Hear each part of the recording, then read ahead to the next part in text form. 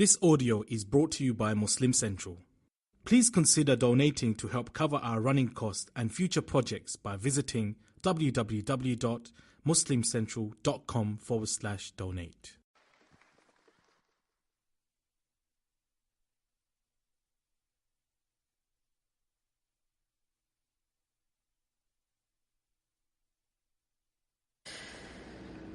السلام عليكم. أعوذ بالله من الشيطان الرجيم. بسم الله الرحمن الرحيم، والصلاة والسلام على رسول الله وعلى آله وصحبه أجمعين. رب اشرح لي صدري ويسر لي أمري واحلل عقدة من لساني يفقهوا قولي. How's everyone doing after making mummies out of toilet paper? My topic today is a very difficult but very important topic, and that is the topic of forgiveness. I want to break down this topic and talk about first the definition of forgiveness, why forgiveness is so important, and then talk about how we can begin to forgive. First of all, it's very important for us to define the concept of forgiveness. And the reason why it's very important to define the concept of forgiveness is that oftentimes people misunderstand forgiveness as being a victim. So what do I mean by that? Sometimes people misunderstand the concept of forgiveness as being the same thing as turning the other cheek. Turning the other cheek means that if you come to me and you hit me on one cheek, I turn my cheek so you can hit me on the other. Okay?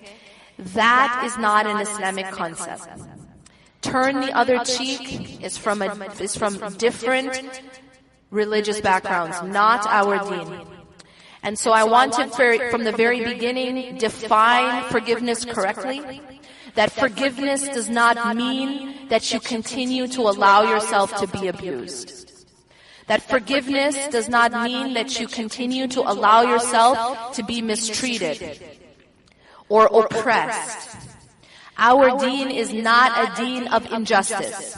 It does not allow for injustice. It does not tolerate injustice or oppression.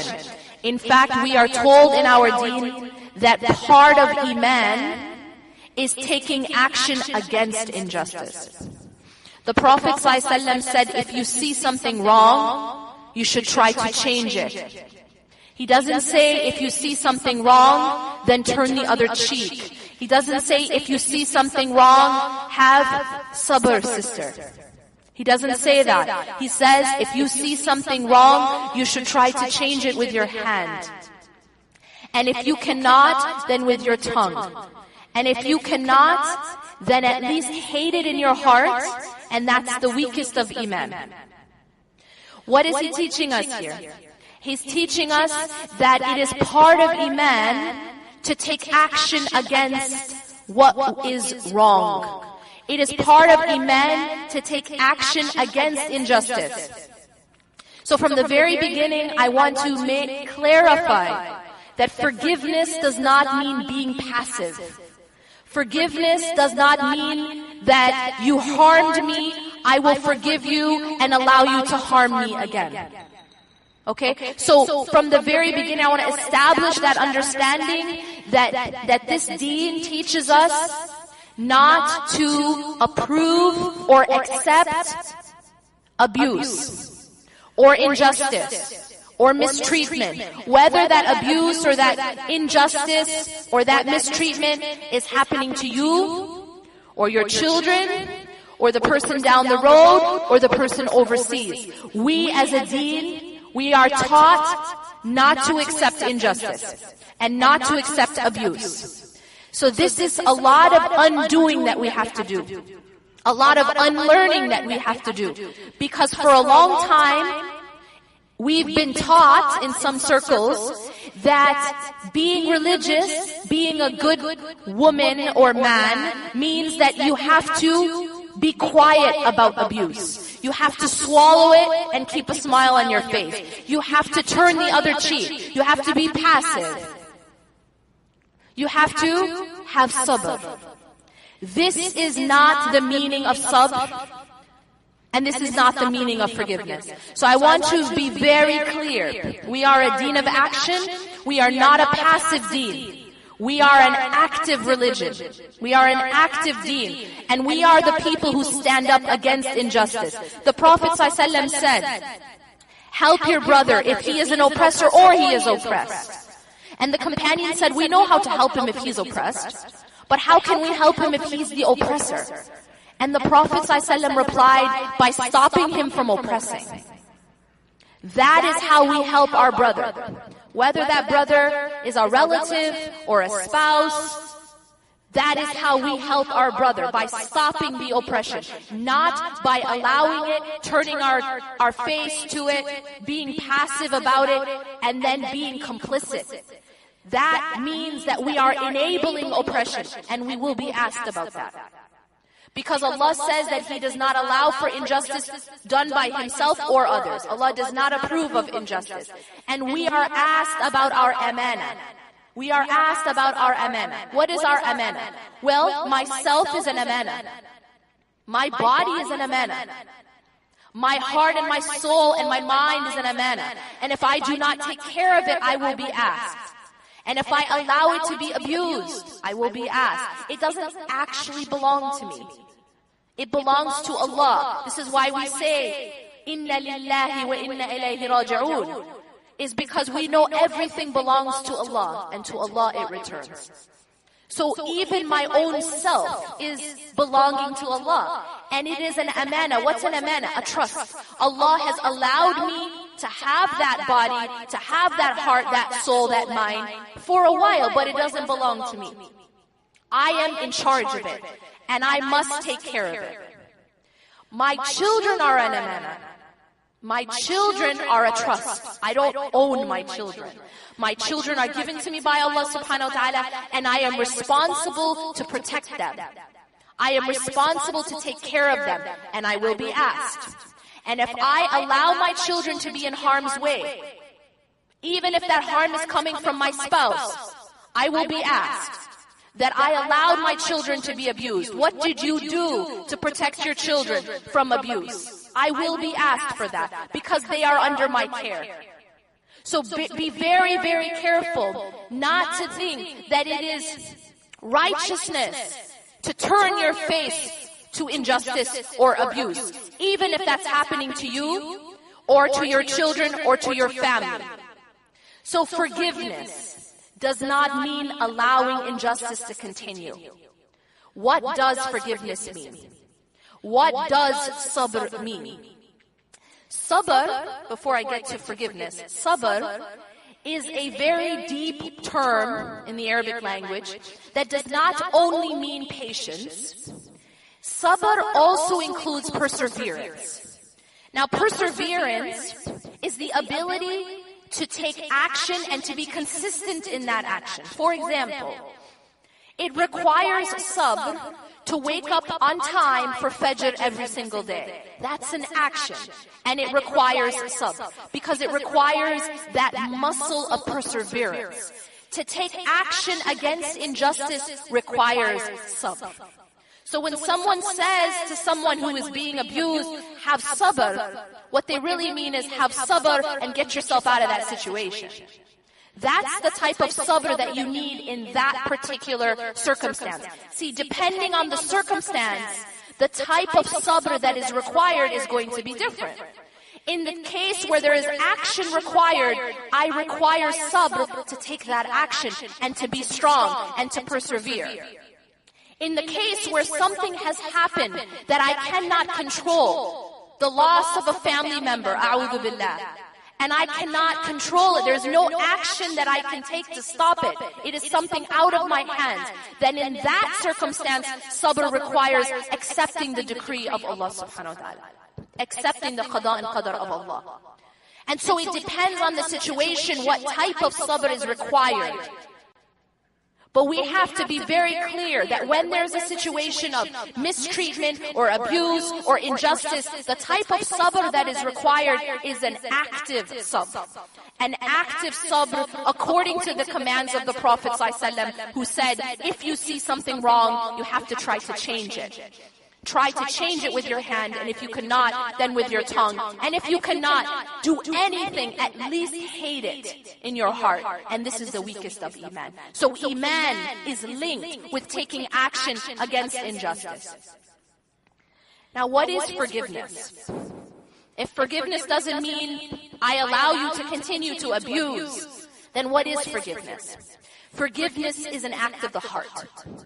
Forgiveness means that if you harmed me, I will forgive you in my heart.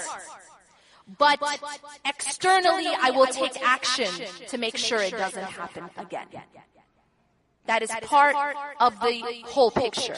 Forgiveness doesn't mean that I forgive you inside and then you continue to abuse me. Forgiveness means I will forgive what has happened in the past, but I will make sure it doesn't happen again in the future. We are a religion of action. Now, why should we forgive? What are the things that keep us from forgiving? A lot of times, we cannot forgive the wrongs that have happened to us in the past because we feel that certain people don't deserve our forgiveness. Yeah, sound familiar? But he or she doesn't deserve my forgiveness. About that, I want to tell you guys a story. So at the time of the Prophet ﷺ, Aisha radiallahu anha, as you know, was accused of being unchaste. And this rumor was being spread about Aisha radiallahu anha. Now her father Abu Bakr radiallahu anhu found out that one of the people spreading the rumor about Aisha radiallahu anha was a relative. And not only was he a relative, but he was a relative that Abu Bakr radiallahu anhu was financially supporting. Can you imagine that? So not only is this a relative who's slandering or helping to spread the slander about your daughter, but it's a relative who you're helping out financially. Can you imagine what our response would be? Well, Abu Bakr didn't go out and seek revenge. He didn't go out and hire a hitman. All he did was stop the financial support. The financial support. Now, what happened when he did that? Allah subhanahu wa ta'ala revealed an ayah in the Quran in which he addresses Abu Bakr radiallahu anhu. وَلْيَعْفُوا وَلْيَصْفَحُوا أَلَا تُحِبُّونَ أَنْ يَغْفِرَ اللَّهُ لَكُمْ. Let them pardon and overlook. Now this, I want to pause for a second. Allah is telling Abu Bakr radiallahu anhu to pardon and overlook with regards to the financial support. With regards to the financial support. Now keep in mind, this isn't about allowing this man to continue to abuse, because Aisha radiallahu anha was proven innocent. But now it was about the financial support, the forgiveness in his heart. And he says to him, Allah says, let them pardon and overlook. Now this is where we usually would say, why should I? Why? This person doesn't deserve my forgiveness. This person didn't come and apologize and try to make up for it. Look at the next part of the ayah. Allah says, أَلَا تُحِبُّونَ أَنْ يَغْفِرَ اللَّهُ لَكُمْ. Do you not love for Allah to forgive you? And therein is the point. Allah subhanahu wa ta'ala is teaching us a very important principle here. And that is that how I treat others becomes a reflection of how Allah treats me. I'm going to repeat that because it's so important. How I treat others is a reflection of how Allah will treat me. And so the point here, Allah wasn't saying forgive him, pardon, forgive, because he's really, really sorry. He didn't say pardon and forgive because he apologized. He took the man out of the equation, Allah. Allah is not talking about the man right now. He's saying, أَلَا تُحِبُّونَ أَنْ يَغْفِرَ اللَّهُ لَكُمْ. So now, this transaction is not between Abu Bakr radiallahu anhu and the one who hurt him. This transaction is between Abu Bakr radiallahu anhu and Allah subhanahu wa ta'ala. And that is the point. It shifts the focus of how we treat people. Because when we're treating people, we're doing it for Allah. And not only are we doing it for the sake of Allah, there's another step further here. And that is that you treat people. You know the golden rule, what is it? Treat others as you would want them to treat you, yeah? There's a different rule here. We'll call it the platinum rule, okay? Treat others as you would like God to treat you. That's more powerful. Treat others as you would like God to treat you. This is why we are told again and again, this connection. The Prophet ﷺ said, have mercy to those on the earth, and the one in the heavens will have mercy on you. In another hadith, the one who does not have mercy on people will not be shown mercy by God. That connection. And that connection is made in this ayah. أَلَا تُحِبُّونَ أَنْ يَغْفِرَ اللَّهُ لَكُمْ. Do you not love for Allah to forgive you? So forgive that person, not because they deserve your forgiveness, not because they apologize, but because you want the forgiveness of God. And this is a transaction that Allah makes with us. When we are merciful to others, when we forgive others, we get the mercy and forgiveness of Allah subhanahu wa ta'ala. That is a transaction better than any other transaction. You know what it's like? It's like, how many of you guys ever shopped Black Friday deals? Come on now, don't lie. Exactly, right? Black Friday is when you get the deals, right? There are people who will stand outside in the freezing cold, right? Outside Best Buy, they'll camp just to save a few $100s. That's how we are, right? Now it's earlier and earlier. You go do PM at the mall and tawaf at the mall in the middle of the night, right? This is the time when we won't even pray tahajjud, but we're at the mall. God bless us. We love a good deal. That's the point. This is basic human psychology. Humans love a good deal. And in fact, we'll go to a lot of sacrifice to get a good deal. Now, I'm going to tell you a good deal. Allah subhanahu wa ta'ala makes a good deal. Better than any of these deals. I'm not talking a couple $100 off a laptop. This is Allah saying, you forgive this person, I'll give you something priceless. You get it? It's not $100, $300, it's not $700. It's not $7,000. It's Allah saying that if you forgive this person, I'll give you my forgiveness. And the forgiveness of Allah has no price tag. It's priceless. In fact, the Prophet ﷺ said that no person will enter paradise by their deeds alone. No one will enter paradise by their actions alone. And the companions asked him, even you, O Rasulullah? And he said, even me, except that Allah has mercy on me. So I think it's fair to say we're all in desperate need of the mercy of God, yeah? You think it's fair? It's fair to say. Allah is saying that if you do this small thing of forgiving this person, then I will forgive you. أَلَا تُحِبُّونَ أَنْ يَغْفِرَ اللَّهُ لَكُمْ. Now, here's the other thing I want to point out. If you are the type of person who is very harsh with people, if you're the type of person who refuses to forgive, then you should be a little scared. And the reason for that is, what was the platinum rule? Treat others as you want God to treat you. Do you guys get it? When you are harsh with others, when you refuse to forgive others, you are asking God to be that way with you. And that's very, very frightening. Because if Allah subhanahu wa ta'ala was that way with us, none of us would enter paradise. We can only enter paradise by His mercy and His forgiveness. And if we treat people that way, and Allah were to treat us the way we treat people, we'd be in a lot of trouble. So there's some introspection we have to do. We have to look internally, and we have to change the way we are. And we have to realize that when you're forgiving those people, you are actually freeing yourself.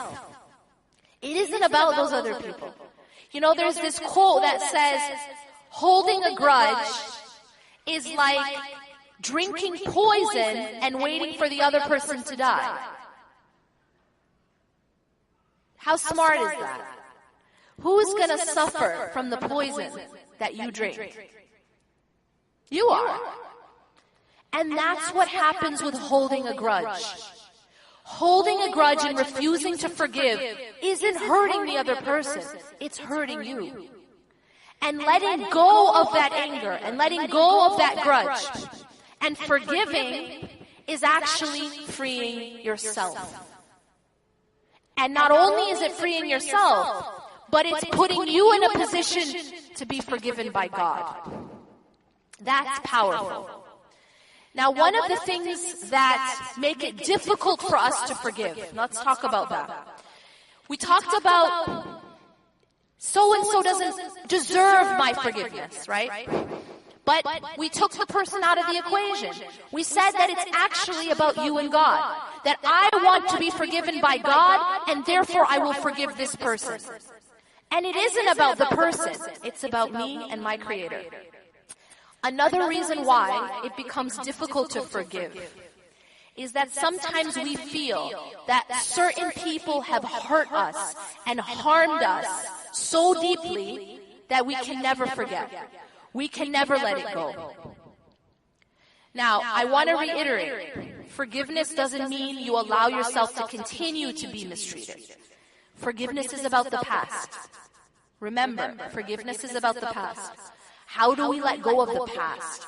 Well, this idea that so-and-so hurt me, ruined my life, ruined this or that aspect of my life, to that I'm going to tell you guys a very, very deep hadith in which the Prophet ﷺ says, عَجِبٌ لِأَمْرِ الْمُؤْمِنِ.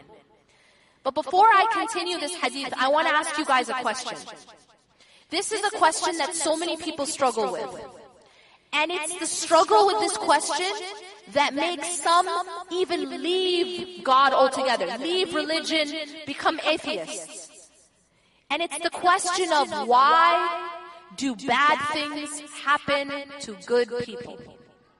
People struggle with this question. Why do bad things happen to good people? The question of suffering. So I want to ask you this question. Why do bad things happen to good people? Now, if I were to ask you, I'd get a lot of different answers. But the interesting thing about this question is that the question itself is flawed. The answer to this question is that bad things never happen to good people. And you're going to be like, hold up. Right? But I can tell you a whole list of bad things that happen to very good people. How can you tell me? And I will repeat myself that bad things never happen to good people. You know what the problem is? It's all in our definition of good and bad. The Prophet ﷺ says, عَجَبٌ لِأَمْرِ الْمُؤْمِنِ. The matter of a believer is strange. Why? أَمْرُهُ كُلُّ خَيْرٍ. That all of his or her matters are good.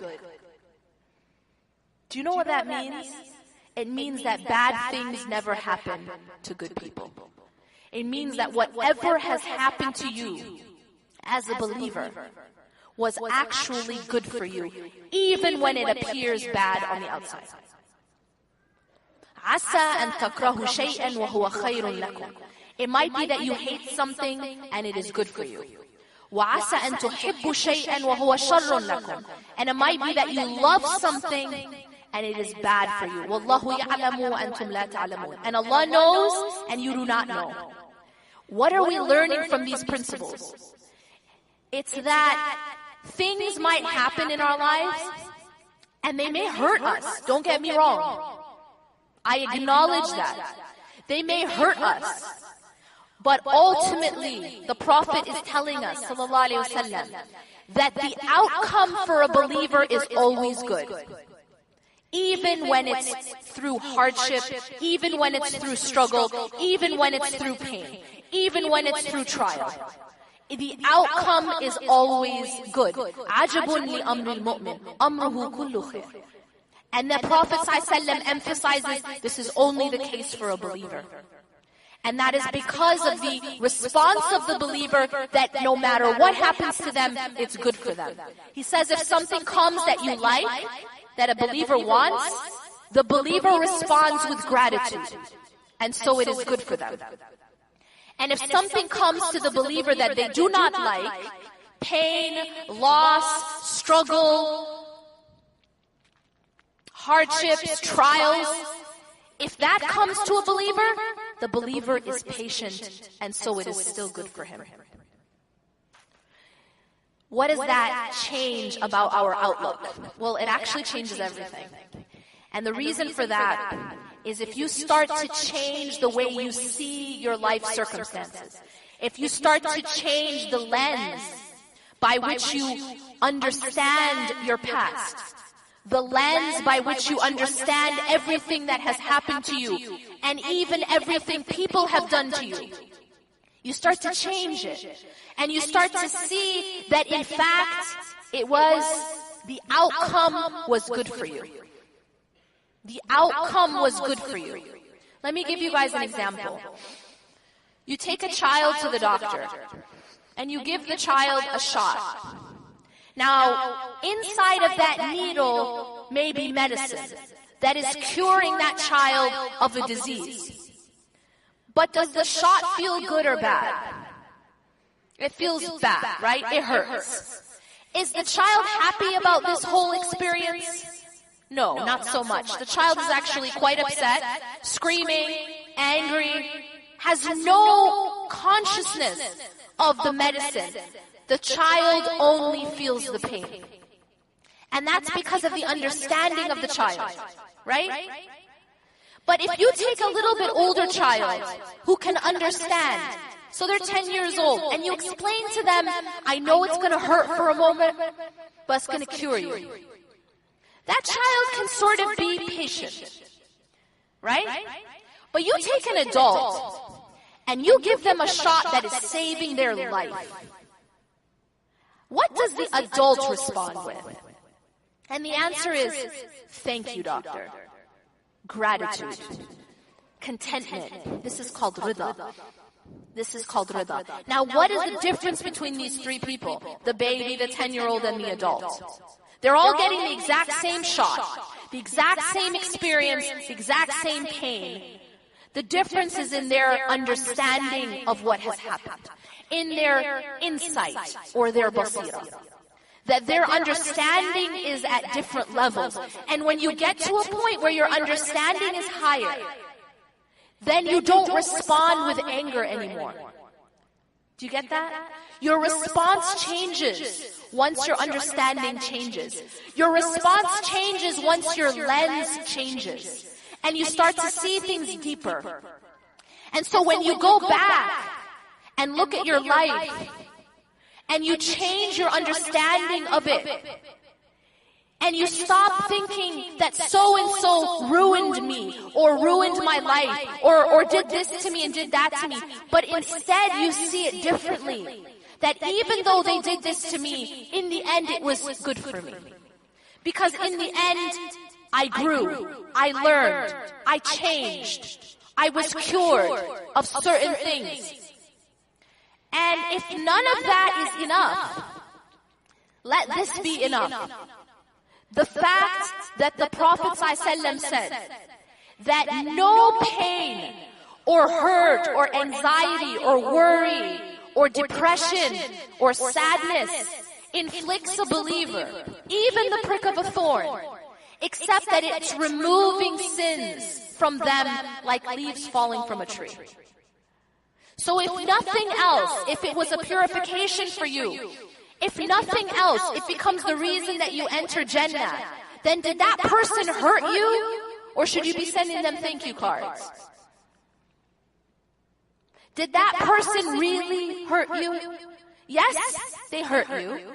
But see, there's external hurt and there's real internal, the real kind of harm. And the truth is, no one can actually harm you. That it's all dependent on your response.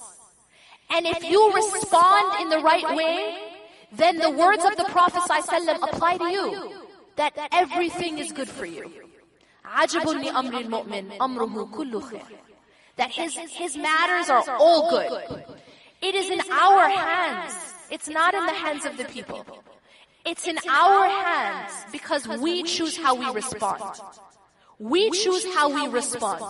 And if a person responds in the way the Prophet ﷺ tells us, either patience or gratitude, then no matter what people do to you, they can't actually hurt you. No matter what people do to you, no matter what comes your way, nothing can actually harm you. Even if externally it looks like it was harm. Do you guys understand? Externally the shot, it hurts. But the reality is that it was actually good for you. And this becomes our choice. We have to take back that power. We can't let other people have that power over us. We have to take back that power in how we respond.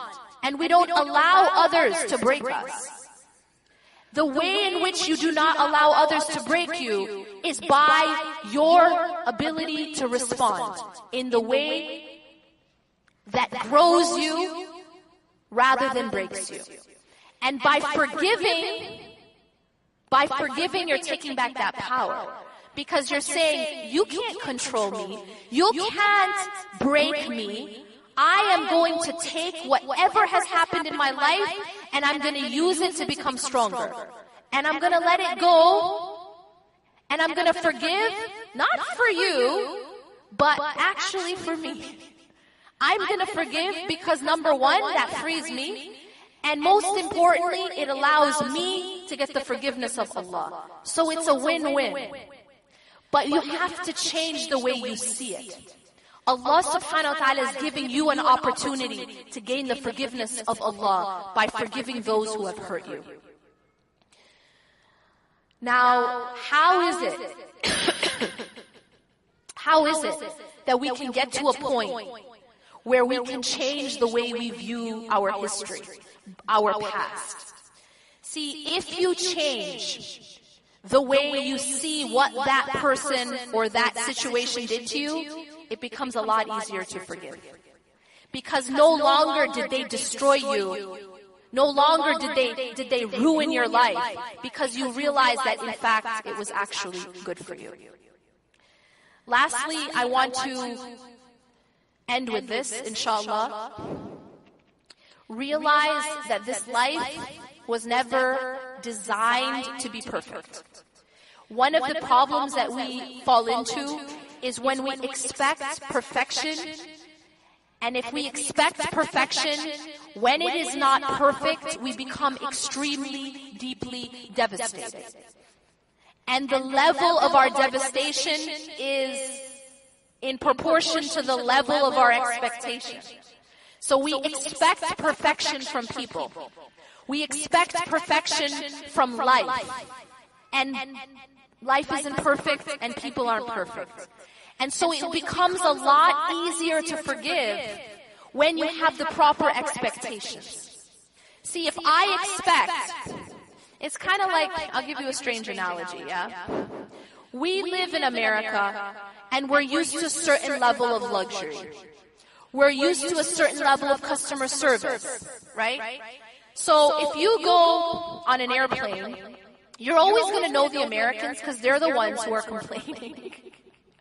And the reason we complain more than other people is because we expect a certain level. And when we don't get that, and I'm part of that, I'm American, what can I say? We expect a certain level of treatment, a certain level. And then when we don't get that, that's not cool. And we can't just let it go. It's something that has to do with our expectation. But when you don't have any expectation of something called customer service, as there are in a lot of other countries, there's like no expectation. So you're not going to be upset. Do you guys understand what I'm saying? You guys get what I'm saying? You went to any other country, you know what I'm saying? America is like, customer service is key, right? So we get used to that, and we go somewhere else, and we're like, what's this about? But this is about expectations, right? And so if we have an expectation of perfection from people, we're going to be a lot less likely to let things go. We're going to be a lot more angry. But if we realize that people are imperfect, if we realize that life is imperfect, then we are a lot more tolerant, more able to forgive. Right? Again, let me reiterate, assuming that it is not abuse, it is not injustice in that sense or mistreatment that you continue to allow to happen. But we forgive the past. And we forgive because we are desperately in need of the forgiveness of Allah subhanahu wa ta'ala. And allow me to remind you of this. Allah subhanahu wa ta'ala tells us in the Quran, just to put things into context. أَمْ حَسِبْتُمْ أَن تَدْخُلُوا الْجَنَّةَ وَلَمَّا يَأْتِكُمْ مَثَلُ الَّذِينَ خَلَوْا مِن قَبْلِكُمْ. Do you think that you'll enter paradise without going through that which those who came before you went through? مستهم البأساء والضراء وزلزلوا حتى يقول الرسول والذين آمنوا معه متى نصر الله. They went through hardship, adversity. They were so shaken until even the messengers and those with the messengers called out asking, when will the help of Allah come? متى نصر الله. A lot of us, we've reached points in our lives where we felt this way. But Allah subhanahu wa ta'ala is reminding us that we are on the same path as those who came before us. And they went through things so difficult that even the messengers and the people with the messengers asked, Mata Nasrullah. We are not alone. And Allah reminds us, ألا إن نصر الله قريب. Indeed, the help of Allah is near. أقول قولي هذا واستغفر الله ولكم إنه غفور رحيم. سبحانك الله وبحمدك أشهد أن لا إله إلا أنت أستغفرك وأتوب إليك.